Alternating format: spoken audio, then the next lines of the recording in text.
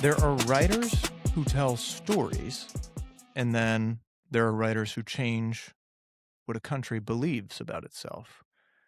Tom Clancy never served in the military. He never held a security clearance. And yet his first novel made senior officials wonder if he knew too much.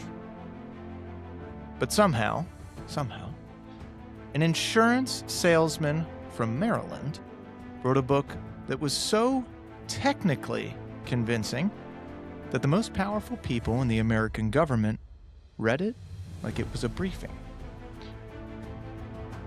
Welcome to Stories in the Seventh State.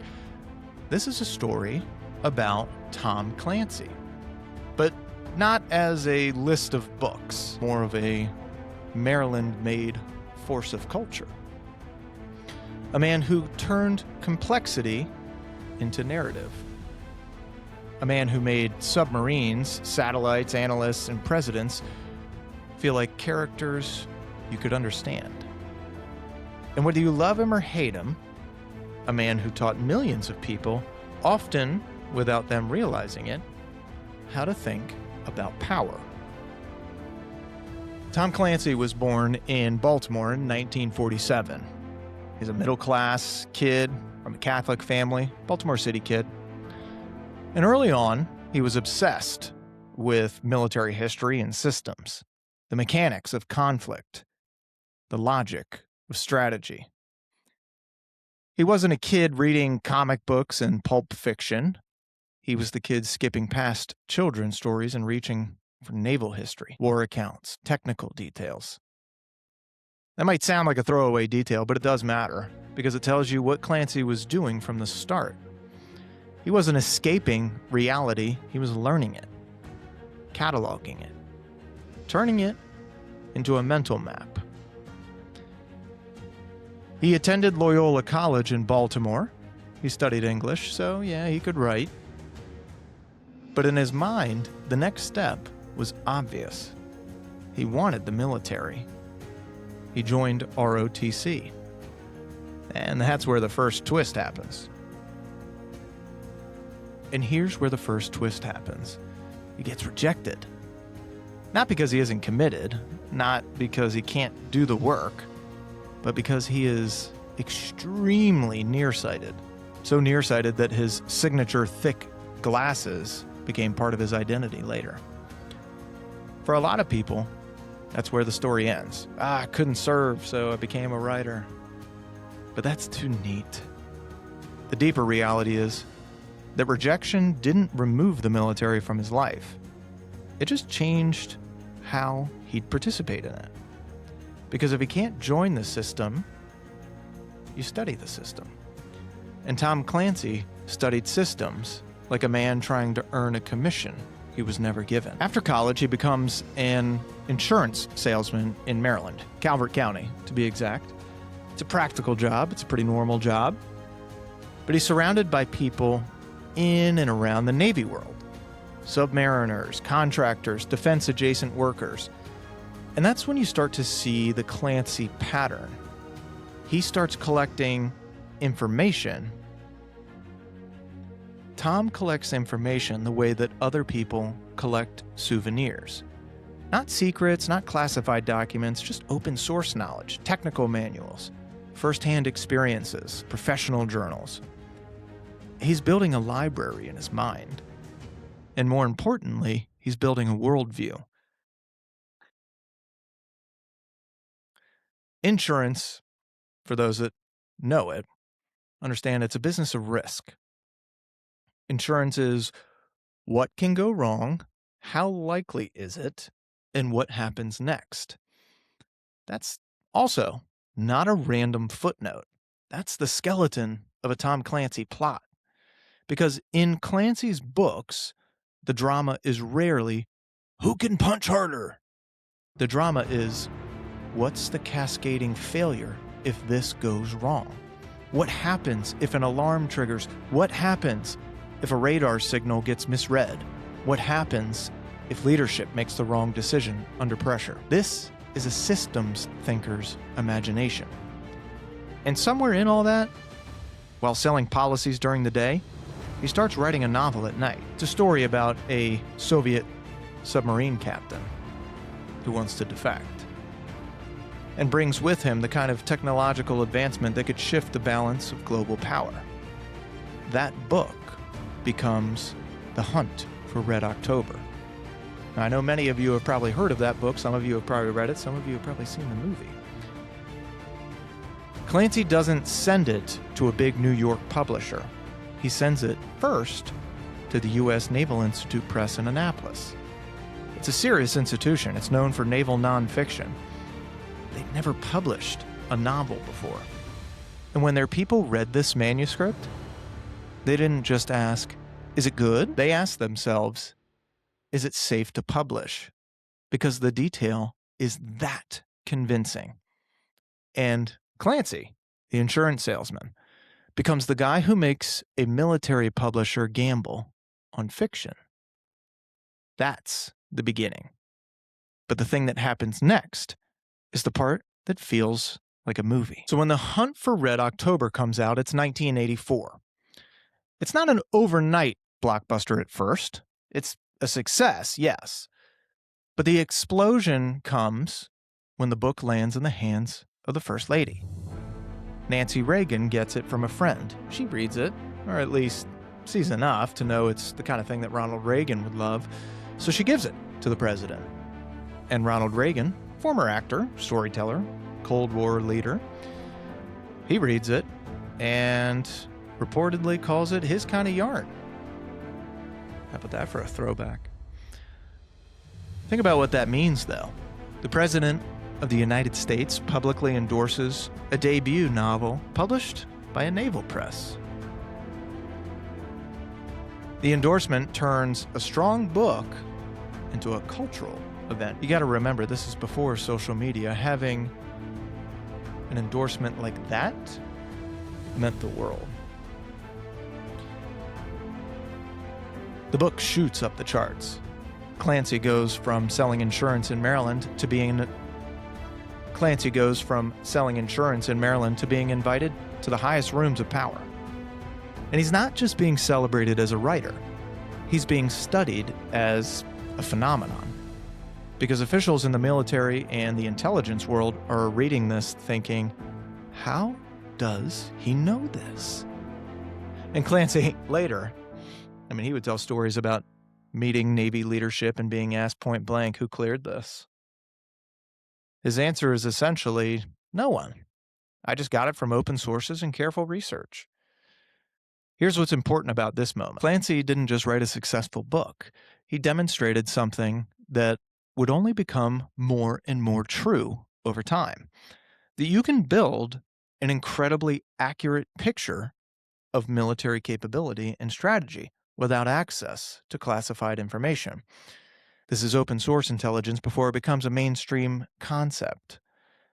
And it's also why Clancy is so compelling. He doesn't ask the reader to suspend disbelief. He makes the disbelief feel almost embarrassing. You read Clancy and you think, I don't know this world. I didn't know that this world worked like that.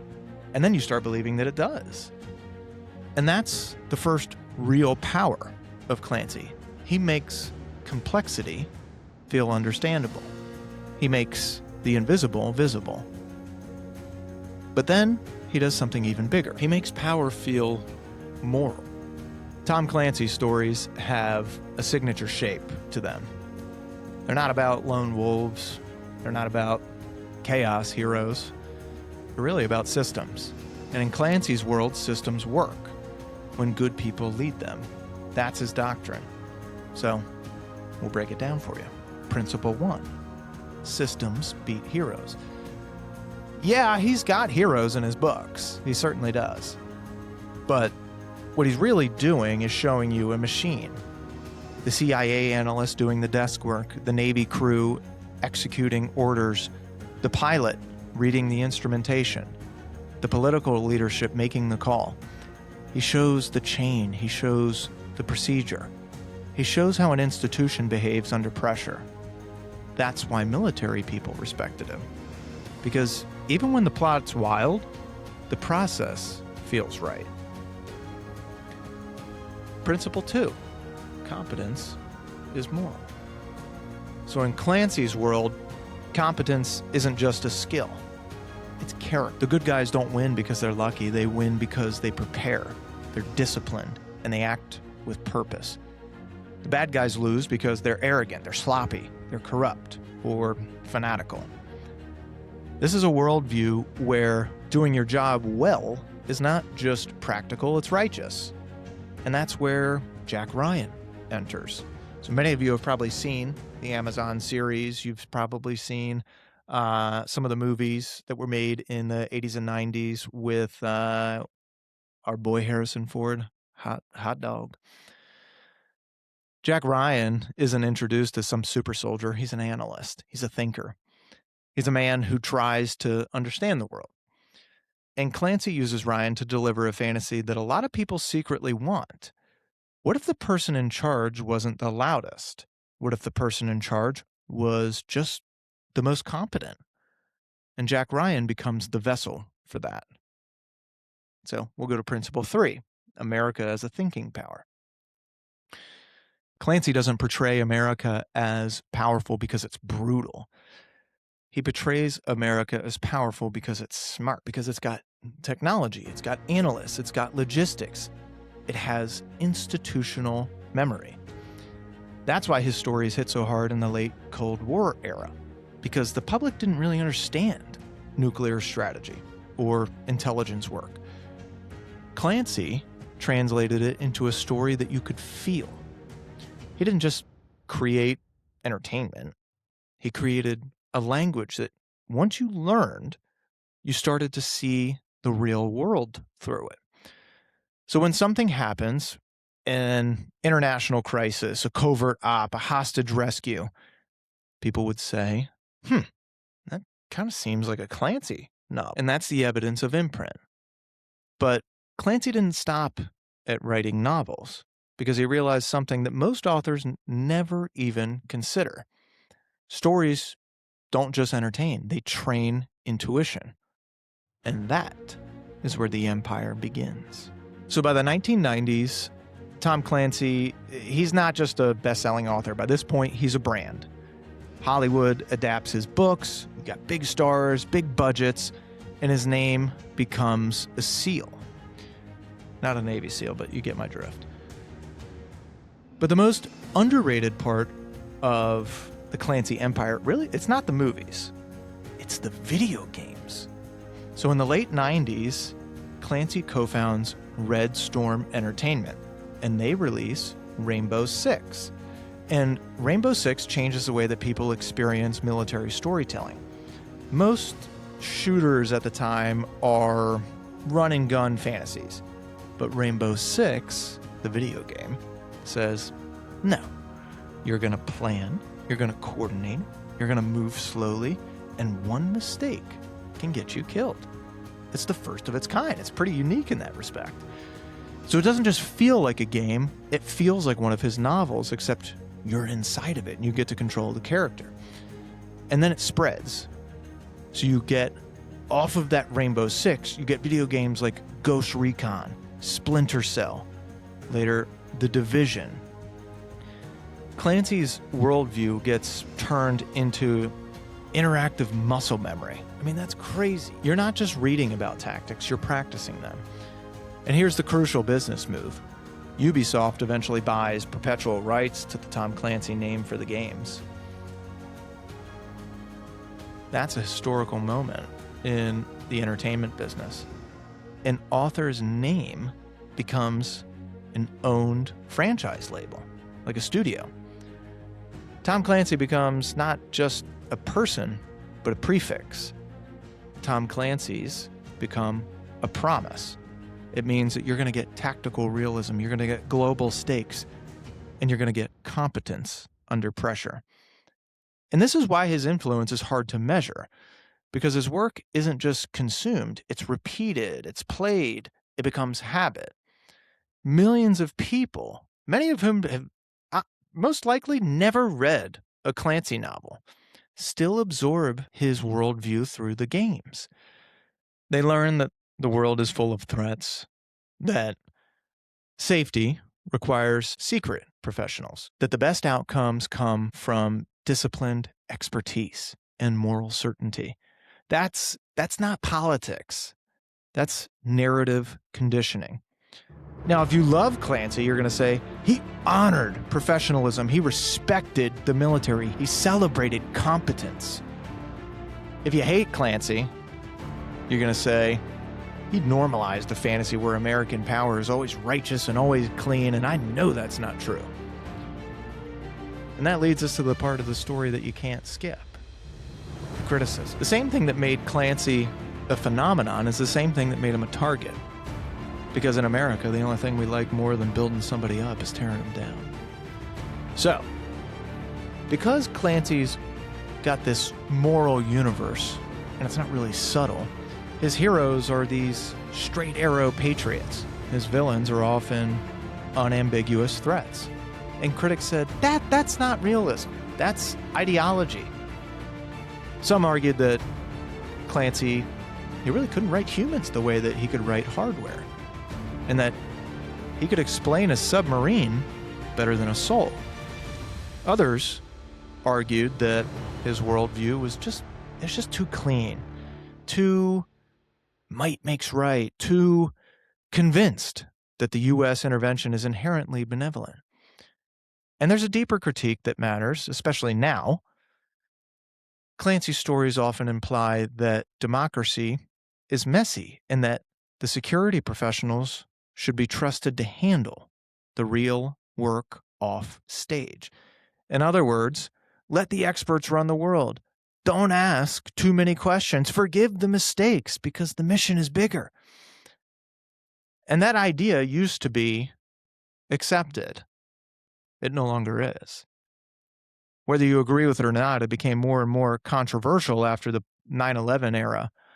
Because after 9/11, the U.S. enters into these long wars. The simplicity of, we can solve this with competence, really collides at the reality of insurgencies and unintended consequences and civilian suffering, political chaos and moral ambiguity. I don't think anybody is going to look at the last 20 years, 25 years and say that everything that we do as Americans is perfect.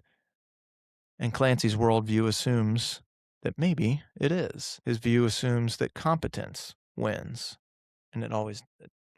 And we know that that is not the case. But history showed something colder. Competence is not a guarantee. And even competent actions can create new problems. That doesn't mean Clancy was wrong, certainly not at the time that he wrote these things. It means that he was building a particular kind of story, a story where the system works if the right people are in charge. And as we know in the real world, systems are often filled with competing incentives, imperfect information, and human failure. That gap between the Clancy world and the real world is where his legacy gets a little complicated. But even if you accept every criticism, you can't deny the man's cultural impact. Because Clancy didn't just write in a moment, he became the moment. And even after his death, the Clancy machine kept moving. Tom Clancy passed away in 2013, but the name Tom Clancy certainly does not. The books kept coming, written by collaborators and successor authors under the Clancy banner. The games kept evolving, especially Rainbow Six Siege, which became a global phenomenon. And Jack Ryan's getting rebooted into a major streaming series, bringing Clancy's hero archetype into the new era. Thank you, what's his face from The Office? Oh my God, John Krasinski. Thank you, John Krasinski. Not exactly who I would have picked for an action star, but to each his own. What's interesting is how the post-Clancy era tries to update the brand without breaking it. Because the Clancy name still means something specific. It means serious. It means tactical authenticity. It means a world of threats met by skilled professionals. But modern audiences, they kind of demand a little bit more nuance, a little bit more diversity, a little more self-awareness. And so the Clancyverse stretches. Sometimes it works, and sometimes it feels like a suit that really doesn't fit anymore. But you can see Ubisoft learning this in real time. The Clancy name can't just be slapped on anything without fan backlash because the brand promise is heavy. It means you're going to get his worldview. And that worldview of competence, order, righteous action, it does still have an audience, especially now, because it is ideal. And right now, I think we live in a world where people feel overwhelmed by complexity, where institutions feel unstable, where truth feels slippery. Clancy offered the opposite. He offered structure. He made the chaos of geopolitics feel like a problem that could be solved if the right people did their jobs. And that is why he still matters. Not because he predicted the future, but because he trained people to interpret it. Tom Clancy, he's a unique American story, but he's also a uniquely Maryland story. We're talking about a Baltimore kid, Loyola student, an Annapolis publisher taking a risk, a Chesapeake region life that becomes a global cultural force. And when you zoom out, you realize what Clancy really did. He built a bridge between the public and the hidden architecture of power. He made intelligence work legible. He made military strategy understandable. He made systems feel like characters. And then through movies, through games, through that Clancy label becoming an empire, he made that worldview ubiquitous. And here's the final twist. Tom Clancy's greatest talent wasn't knowledge of weapons. It was knowledge of how people wanted the world to look. People want competence to win. People want good intentions to matter. People want the system to be worthy of trust. Clancy wrote that world into being again and again until it felt real. And that's the legacy. Because even if the real world doesn't behave like a Clancy novel, once you've learned his language, you can never stop hearing that sonar ping. Tom Clancy didn't predict the future. He taught America how to imagine power. And once you imagine it in that way, it changes what you demand from your leaders, what you expect from your institutions, and what you believe is possible. This has been Stories in the Seventh State. In this episode, we're paying respects to the Maryland boy, the man that made a name for himself that'll stick with us forever. Until next time, I'm Shane Hall, and this was Stories in the Seventh State.